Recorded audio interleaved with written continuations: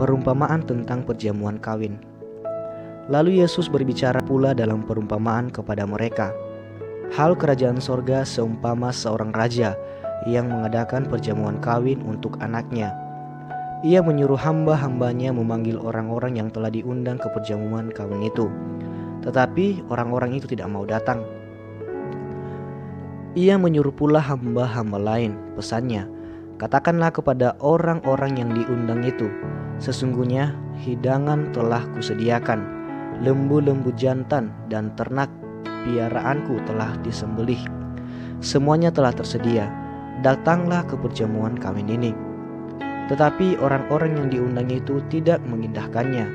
Ada yang pergi ke ladangnya, ada yang pergi mengurus usahanya, dan yang lain menangkap hamba-hambanya itu, menyiksanya dan membunuhnya. Maka murkalah raja itu, lalu menyuruh pasukannya ke sana untuk membinasakan pembunuh-pembunuh itu dan membakar kota mereka.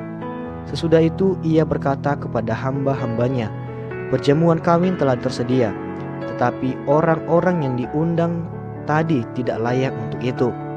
Sebab itu pergilah ke persimpangan-persimpangan jalan dan undanglah setiap orang yang kamu jumpai di sana ke perjamuan kawin itu. Maka pergilah hamba-hamba itu, dan mereka mengumpulkan semua orang yang dijumpainya di jalan-jalan, orang-orang jahat dan orang-orang baik, sehingga penuhlah ruangan perjamuan kawin itu dengan tamu. Ketika raja itu masuk untuk bertemu dengan tamu-tamu itu, ia melihat seorang yang tidak berpakaian pesta. Ia berkata kepadanya, "Hai saudara, bagaimana engkau masuk kemari dengan tidak mengenakan pakaian pesta?" Tetapi orang itu diam saja. Lalu kata raja itu kepada hamba-hambanya, "Ikatlah kaki dan tangannya, dan campakkanlah orang itu ke dalam kegelapan yang paling gelap. Di sanalah akan terdapat ratap dan kertak gigi, sebab banyak yang dipanggil, tetapi sedikit yang dipilih." Tentang membayar pajak kepada kaisar. Kemudian pergilah orang-orang Farisi. Mereka berunding bagaimana mereka dapat menjerat Yesus dengan suatu pertanyaan. Mereka menyuruh murid-murid mereka bersama-sama orang-orang Herodian bertanya kepadanya, "Guru, kami tahu engkau adalah seorang yang jujur dan dengan jujur mengajar jalan Allah, dan engkau tidak takut kepada siapapun juga, sebab engkau tidak mencari muka. Katakanlah kepada kami pendapatmu, apakah diperbolehkan membayar pajak kepada kaisar atau tidak?" Tetapi Yesus mengetahui kejahatan hati mereka itu lalu berkata, "Mengapa kamu mencobai aku, hai orang-orang munafik? Tunjukkanlah kepadaku mata uang untuk pajak itu." Mereka membawa suatu dinar kepadanya. Maka ia bertanya kepada mereka, "Gambar dan tulisan siapakah ini?" Jawab mereka, "Gambar dan tulisan kaisar."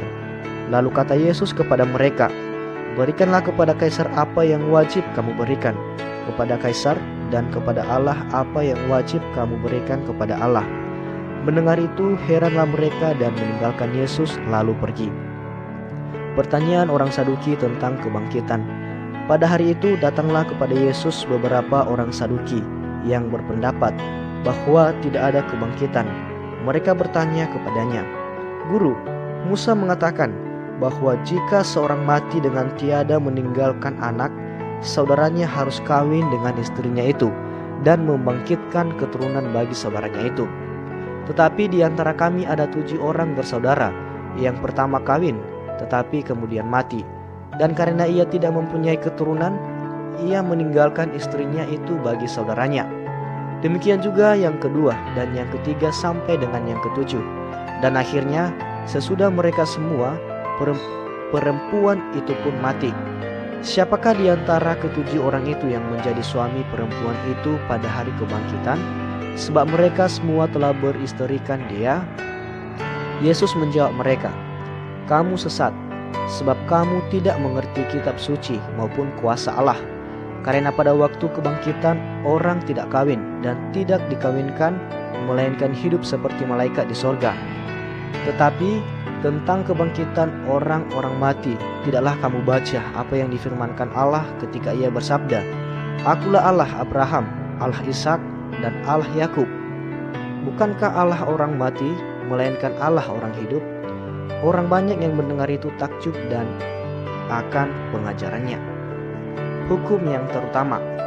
Ketika orang-orang Farisi mendengar bahwa Yesus telah membuat orang-orang Saduki itu bungkam, berkumpullah mereka dan seorang dari mereka, seorang ahli Taurat, bertanya untuk mencobai dia. "Guru, hukum manakah yang terutama dalam hukum Taurat?" Jawab Yesus kepadanya, "Kasihilah Tuhan Allahmu dengan segenap hatimu dan dengan segenap jiwamu dan dengan segenap akal budimu. Itulah hukum yang terutama dan yang pertama. Dan hukum yang kedua yang sama dengan itu ialah kasihilah sesamamu manusia seperti dirimu sendiri. Pada kedua hukum inilah tergantung seluruh hukum Taurat dan kitab para nabi." Hubungan antara Yesus dan Daud. Ketika orang-orang Farisi sedang berkumpul, Yesus bertanya kepada mereka. Katanya, "Apakah pendapatmu tentang Mesias? Anak siapakah dia?" Kata mereka kepadanya, "Anak Daud." Katanya kepada mereka, "Jika demikian, bagaimanakah Daud oleh pimpinan roh dapat menyebut dia tuannya ketika ia berkata, 'Tuhan telah berfirman kepada Tuanku, duduklah di sebelah kananku, sampai musuh-musuhmu kutaruh di bawah kakimu.' Jadi jika Daud menyebut dia tuannya, bagaimana mungkin ia anaknya pula?" Tidak ada seorang pun yang dapat menjawabnya. Dan sejak hari itu tidak ada seorang pun juga yang berani menanyakan sesuatu kepadanya.